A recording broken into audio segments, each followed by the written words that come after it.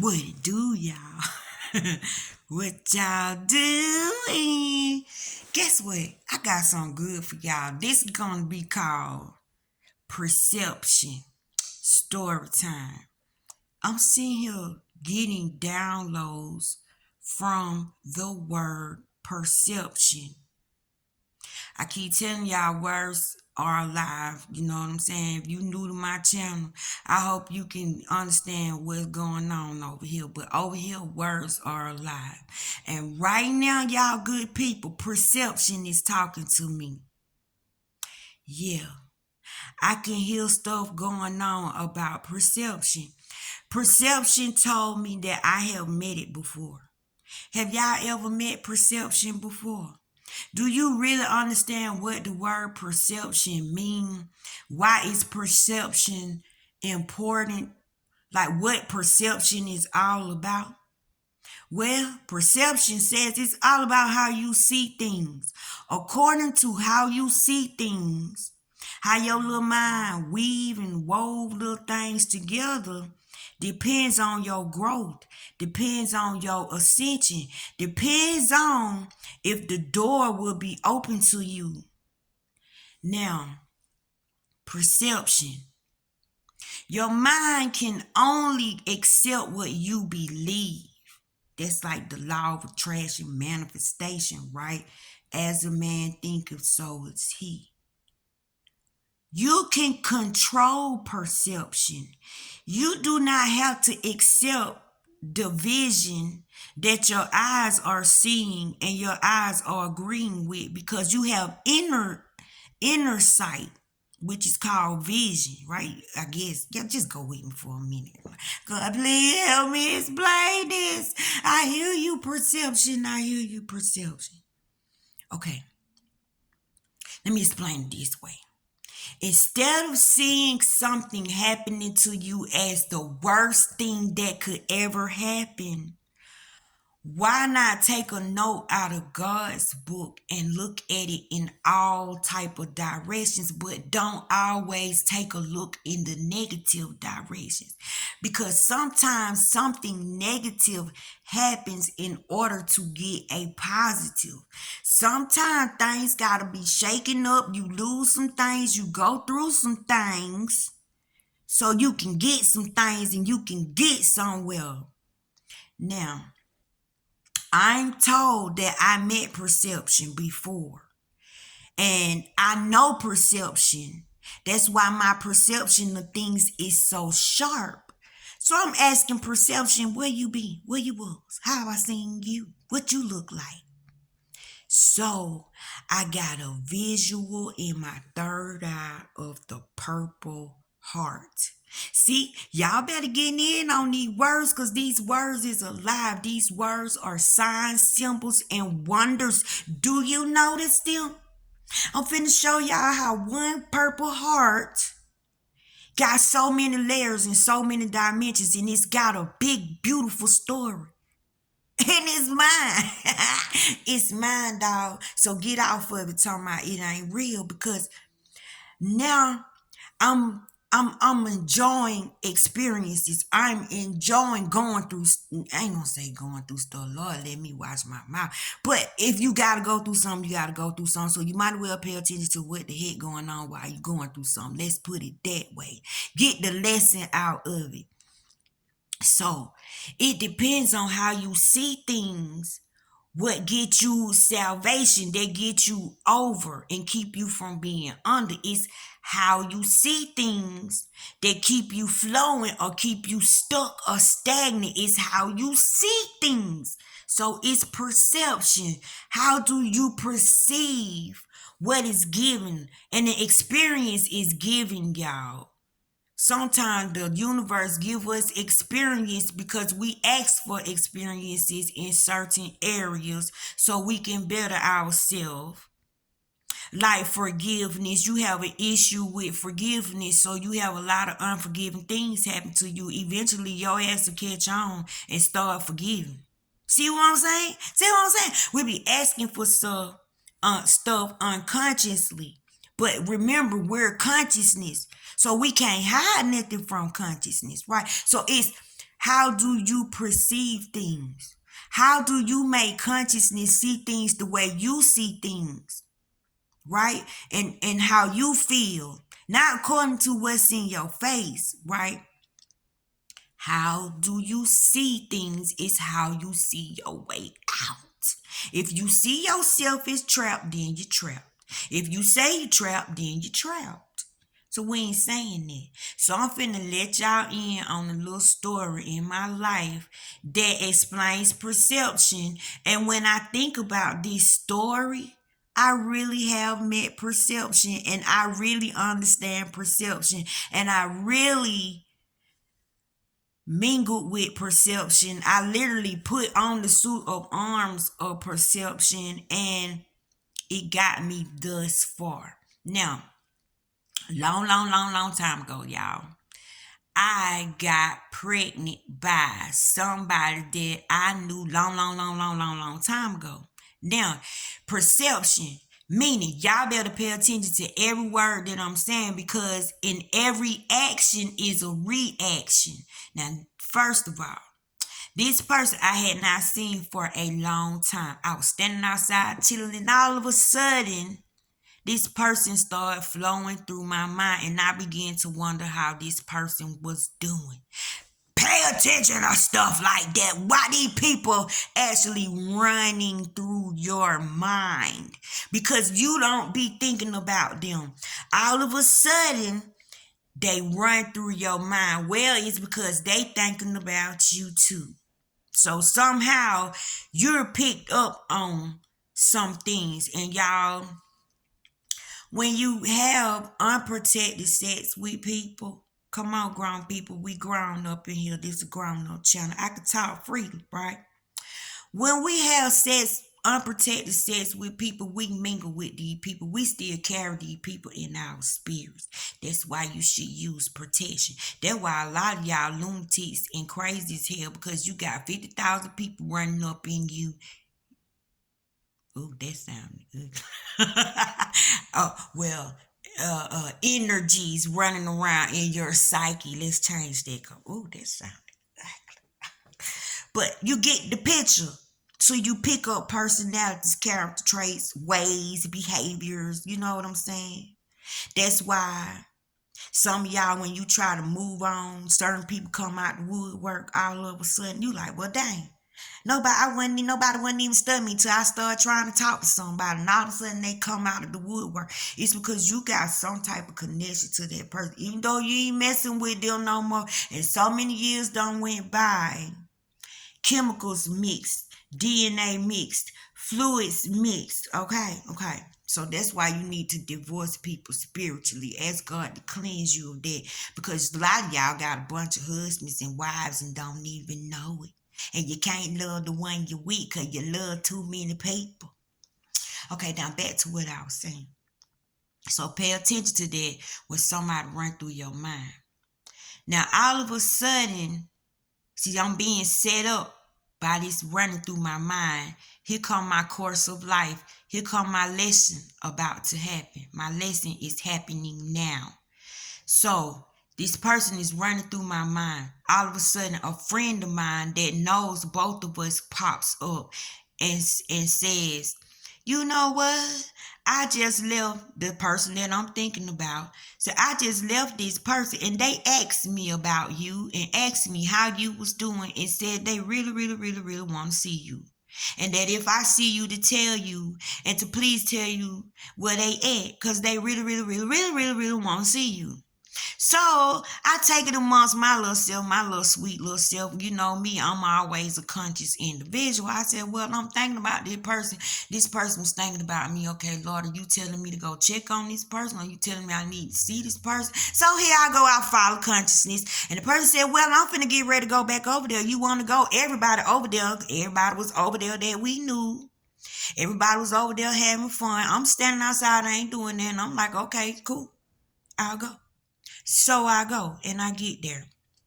Now, don't really want nothing to do with this person, but my lesson is going on. So I'm in the mix, but don't know I'm in the mix, but I'm in the mix now. So we have a night, okay. After that night, I don't see him no more. Okay, this is the reason why I didn't like him in the first place. Because he's one of them hit him, quit him, run. Don't see you later. Don't say bye. How you doing? Hello, Susie. Thank you. Don't buy you no cheeseburger type of dude. But when you get with him, you have good ass goddamn time. You know what I'm saying? We do stupid stuff. But yeah, I did that. You know what I'm saying? So time go on, maybe like 3 months, maybe 2, 3 months. I don't hear nothing from this dude. And so I'm sitting at the table. You know what I'm saying? I got my little drink. We sitting down, we finna get ready to play cards and everything. I take me a little sip. We laughing, we having a good time. All of a sudden, my goddamn phone ring. Pay attention to that too. Here come lesson number 2. Hello, it's him. What you want? You know what I'm saying? These are his exact words. Not hello, how you doing? He said, what you gonna do with the baby? Hello, who it is? What the baby? What the hell? Who it is? He said, stop playing with me. What?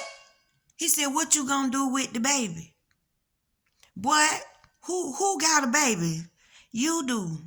We finna have a baby together.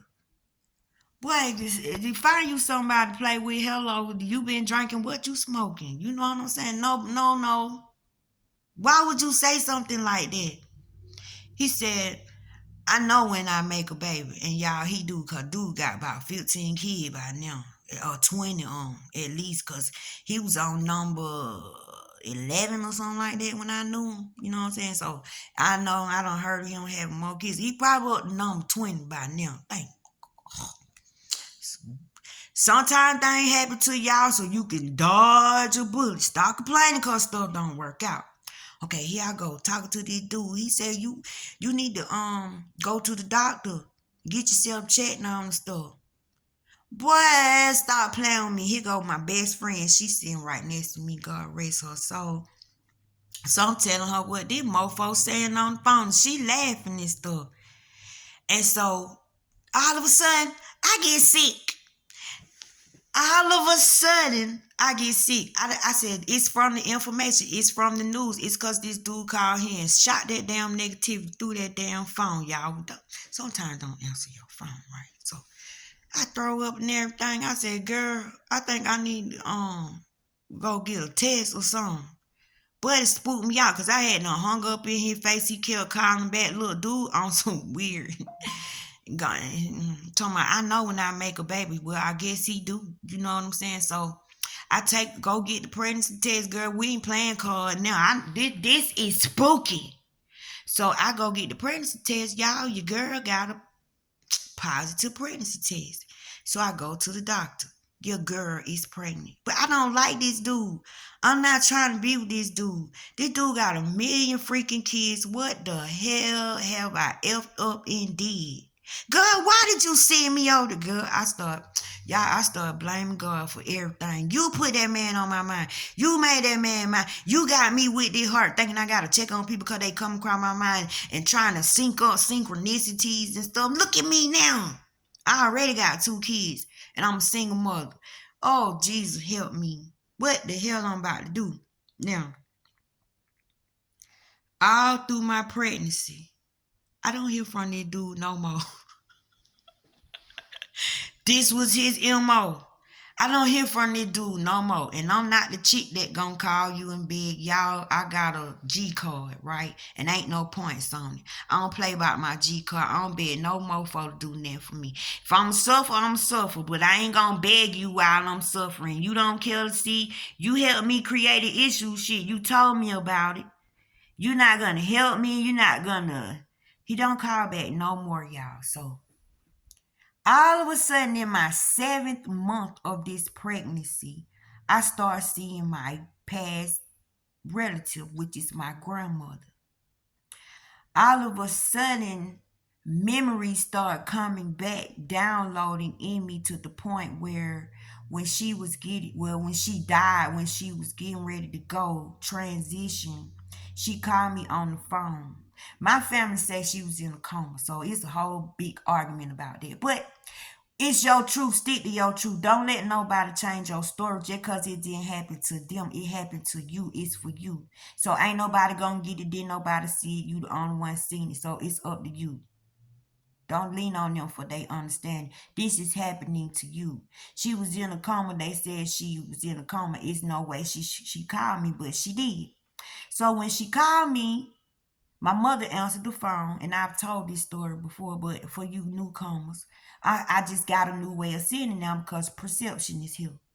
But when she called me, she told me that Jesus was sitting on the foot of her bed because we see Jesus. I see Jesus. I'm so sorry for y'all people who think he's not alive and he's not real and y'all arguing over what his name is. That is a risen Lord and he is alive and walking. I see him. My family sees him. Certain people in my family see him. So he's sitting on the edge of the bed and he asked my grandmother, was there anybody that she wanted to talk to before she left? And she said, me. So when my grandmother called me, she told me that she was getting ready to leave. She told me Jesus was sitting on the foot of her bed and that she wanted to leave me some things. So she told me about her gifts and she told me that she was passing them on to me. And she explained to me why she was so hard on me. That she's sorry if I felt like she was mean because I felt like every time she did something to me, man, it was the worst way. She said she just knew her time wasn't long and her job was to come here to equip me. And that's exactly what she did. So she didn't have time to play with me. So I'm a type of person, once it happened to me, once I try to get me again. You ain't gonna get two times too rarely with me. Right. I'm very aware of my surroundings and how people treat me. I demand a certain way in a room. Okay. I demand a room when I walk in it. But she raised me that way. Then she told me that I was gonna have 3 kids. She said each one of these kids gonna be by a different man. Oh, I got depressed. What? I'm a hoe. But I ain't never 14. I'm getting my future told to me now. So I got 3 jokers. You gotta accept the roles that come. All y'all with multiple baby daddies, don't be down on yourself. That don't mean you some low under the totem pole. You don't know the perception. See, God see things in a million ways when he wants something done. Don't say you want to be used by God because his ways are not our ways. His understanding is not our understanding. So she told me I was going to have 3 kids by 3 different men, and each one of my kids was going to be their firstborn. Now that had to mean something. What that meant, I don't know. But this is what she said. Each child would be that man's very first child. That gotta mean something, y'all. Why? Why not the second child? Why not the third child? Why you gotta tell me specifically? And I get 3 of them jokers. She said, on your third child, you're going to be tested. And she blessed me and said, I pray you pass the test. She said, if you pass the test on your third child, the doors, nothing is unlimited. Everything is yours. The world is yours. She said, it's just, we need to know, can you be trusted? We need to know, can I be trusted? What is going on with you, Granny? Grandma, what's up with you? You still in a coma, you sick, you dead, you know, but I'm 14, y'all. You know what I'm saying? But I'm hearing what she's saying. So this came upon me at the 7th month because guess who I started seeing at 7 months of this pregnancy that this dude just dumped on me and got the hell on with? My granny. My grandmother kept coming to me dang near every night like this was her baby. Like she was saying, this the baby I told you about. This is the moment. This is the time. But y'all, when she was coming to see me, she was showing me that the baby was like sickly. Something was wrong with the baby. The baby was in the hospital. We were looking at the baby through a glass window, or we would be standing by the baby's bedside rubbing on the baby. But something was wrong with the baby. So I asked my grandmother, is something wrong with this baby? Like, do I need to go to the doctor because these too many dreams about something being wrong with the baby? She said, yes, you need to go to the doctor. So when I go to the doctor, y'all, I find out that my baby's heart is not developed properly.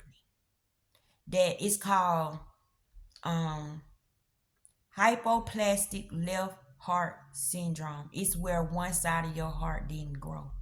It didn't develop. You were born with half of a heart. So I was high risk. Immediately, I was told that my baby may not make it, but they would do everything that they could. They said as long as the baby stayed in me, the baby would live. But when the baby came out, the baby had to live on his own, and it was gonna be hard. And this was rare, like so rare. And they couldn't promise me anything, but they would do what they could do to try. So as my dreams kept coming, I'm like, Grandma, is the baby gonna die? This was her answer. If the baby lives, it's good. If the baby dies, it's good.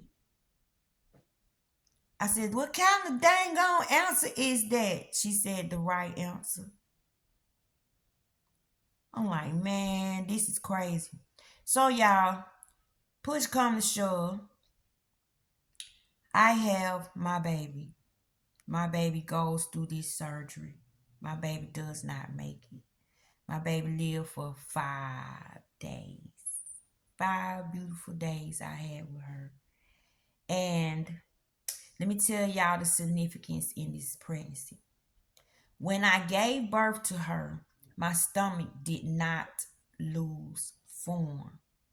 The doctors could not figure out why my stomach would not go down. It was still big, it was still round. You couldn't tell I had no baby.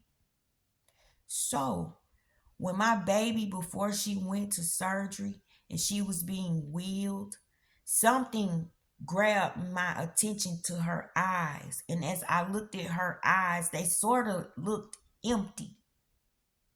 I don't know if y'all know what looking into somebody's eyes and you don't see anything. And a voice said, that's not your baby. And I was like, what? I said, that's not your baby. And left it at that. So when she passed, when she finally coded, after the I'm sitting there. This is what happened. They kept putting their fingers inside her chest, pumping her because she kept leaving and coming back, kept leaving and coming back, kept leaving and coming back. So when a baby's heart is messed up, they cut the baby's chest open and they put these barricades in it to keep the chest cavities open. I had to look at my baby's heartbeat, like literally look inside of her. People don't wonder why I appreciate life so much. But I had to look inside her. Every time something happened to resuscitate her, they had to put their fingers in there and literally touch her heart to bring her back. Well, at one point, acid began to mix with her blood. Something began to go wrong with her kidneys. Immediately, as the doctors was trying to resuscitate her, I was praying on the inside for God to take her. Not another hurt, not another pain. This baby being here is not this serious. If this baby has to go through this much, you come here and you save my baby. If you love me, Lord, you don't make my baby suffer this way. I know that if that baby is meant to be, that soul can come back to me. You come here right now and you stop this from happening. Because they said she was going to have multiple surgeries. Am I that selfish to hold on to her because I'm about to lose a baby that I carry and I'm finna go home with no baby? Hell no, I ain't that selfish. Save my child. Do not let me walk from here and knowing that she is like this, and don't stick your finger back in her no more. I just, y'all, did you know that is exactly what I was supposed to do? I passed. I passed. Was I selfish enough for my own wants to try to hold my baby here? Because like my grandmother said, if she live, it's good. If she don't, it's good. Either way. But who want to live like that, right? She probably could have lived, but y'all, you think I want to go through that every time it's a surgery? Every time, every time, every time? You know how much pain that baby would have went through? So, I didn't realize that at the time I took a picture, my last picture in her room. I took a picture in front of a Purple Heart. This is my next lesson years later. You see, perception. Oh, shoot. Let me back up. I forgot something. When she passed, right? Remember, my stomach never did lose form. I began to have labor pains. I started contracting. I ran to the bathroom. My mother was behind me, rest her soul too. But I had to push. I had to push. And I was like, Mama, it feels like I'm having a baby. And I'm pushing and I'm pushing. And all of a sudden, my water broke, y'all. Water went.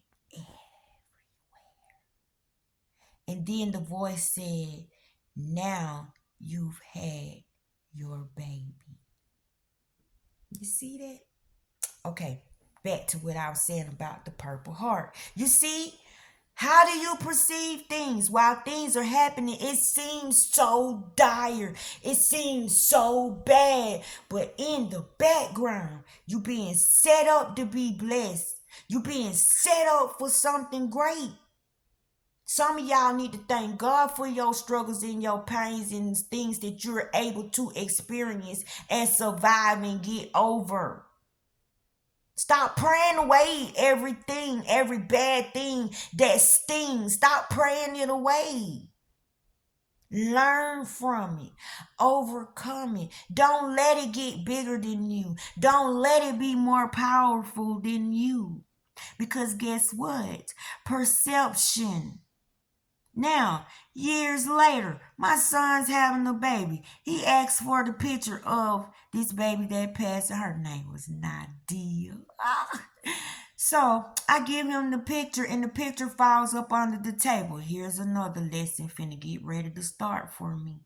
I have to bend down, crawl on my knees. This is giving me focus, attention. I'm finna now touch this picture, and I'm finna get downloads, and now I'm finna start another reality.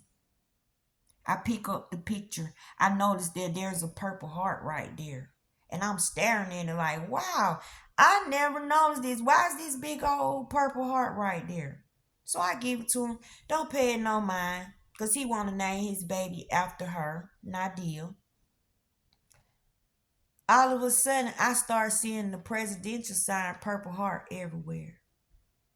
I'm getting ready to move, y'all, right before the pandemic, right before they made the kids stay at home. The first day of school, there's no parking spaces, only one left. When we find a parking space, we park right in front of a Purple Heart symbol, and it says that the city that I live in is now a Purple Heart city. I think my city was the first city to be a Purple Heart city. If you notice, if you look around now, cities are marked with Purple Hearts. It's all about hearts. And I honestly think that these places are safe. Purple Heart places are safe.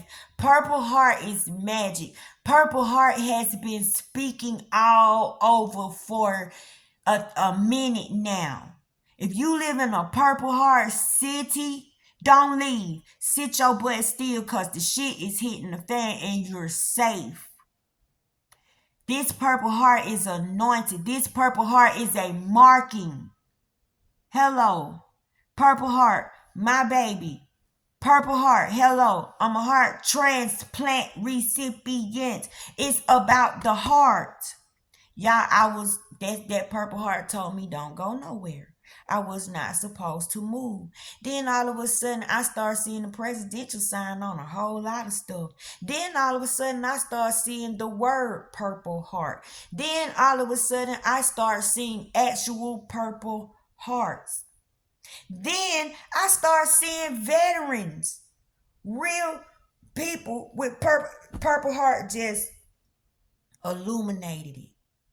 Now, y'all want to know how I come on here and give y'all all this juicy detail? It's because the Purple Heart represents for me and my knowing, because God reaches you on the level that you are on. He's not going to go above or below. He's going to reach you where you at. So stop getting mad because somebody not having the same experience as you. Stop calling everything demonic and everything hellish and nothing real because it didn't happen to you. If someone can give you evidence in a story, sit your butt down and listen. Stop fighting off other people's experiences, y'all. We gotta learn how to talk.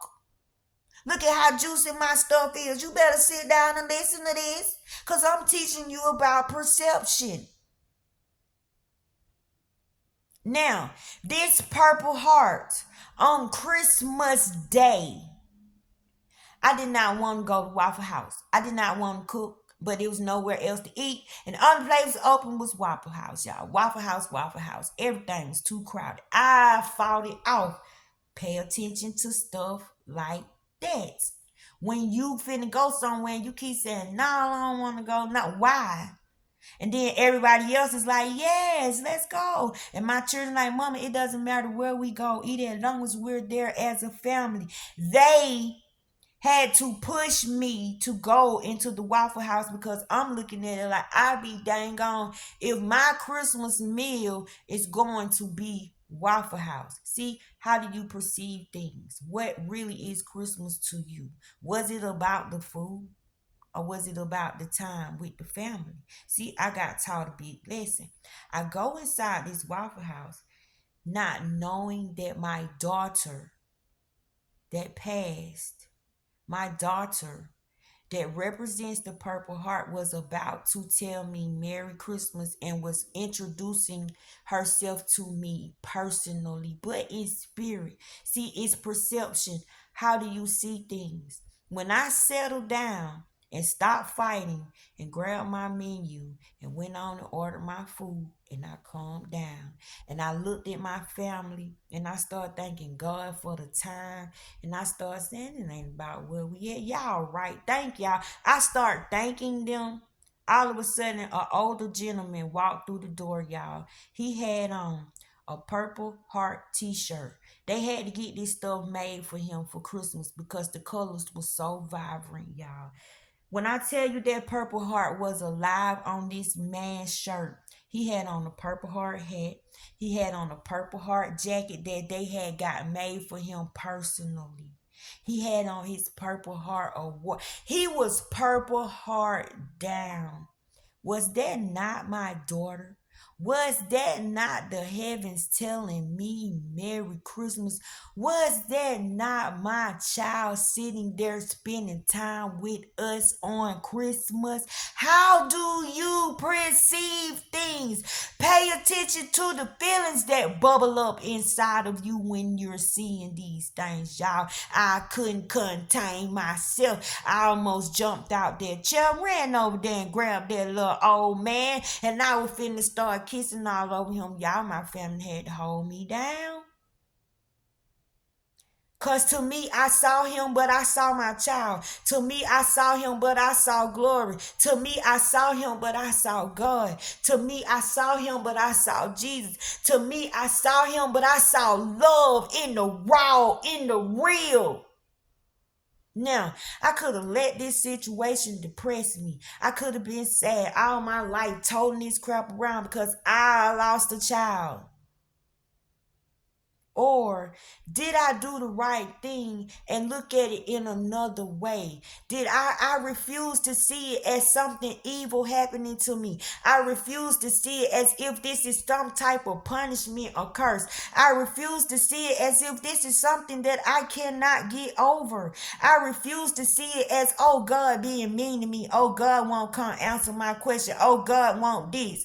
God won't that. Why God letting this? See, I could have went there and grew up bitter. You see, perception. It's perception not sitting right here with me, y'all. It's how do you perceive things. Just because a situation happened doesn't mean it's a bad thing. Y'all, I came here as a premature child, born at 7 months with a half of a lung, pneumonia, and a hole in my heart. Was God being mean to me? No, I had to get my ass here in a hurry because y'all niggas need me. Sorry to say that N word, but I'm a black woman. Excuse me. But y'all need me. I need y'all. We need each other. We need to stop bickering over dumb junk and sit down and talk. Perception. Now, how do you perceive this video? How are you perceiving me as you're watching this video? Some of y'all sitting up here probably saying she lying. That lady ain't hitting on that, this.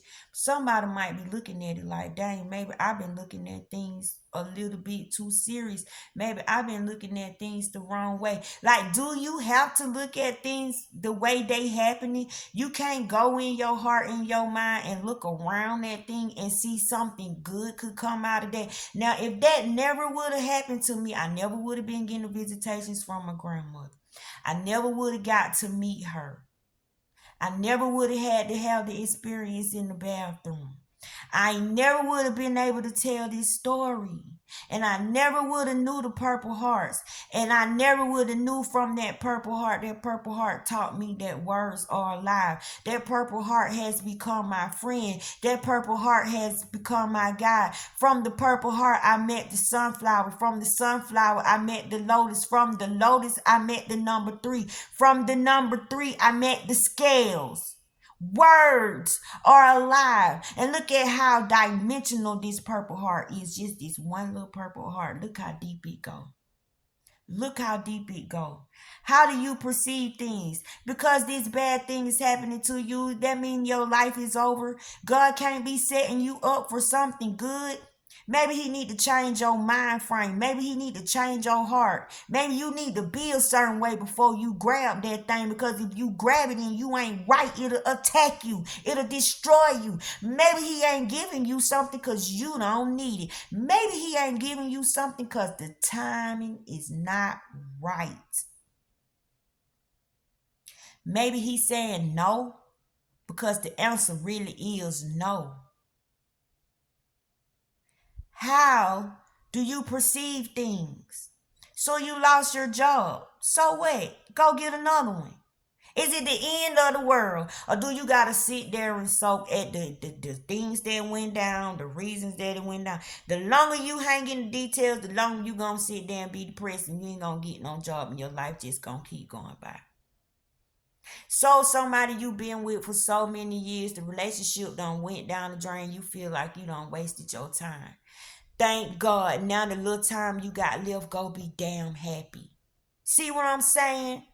It's not the end of the world. Stop giving situations your all. Stop saying, I gave my all to this. I put my everything in this. Well, that's why when it's gone, you don't feel like you're nothing. You feel worthless. You feel like something crawling on your body, on your belly, and you do demonic things. You come outside of your character because you gave your all to a thing. You gave your all to an experience. You gave your all to man, but what about God?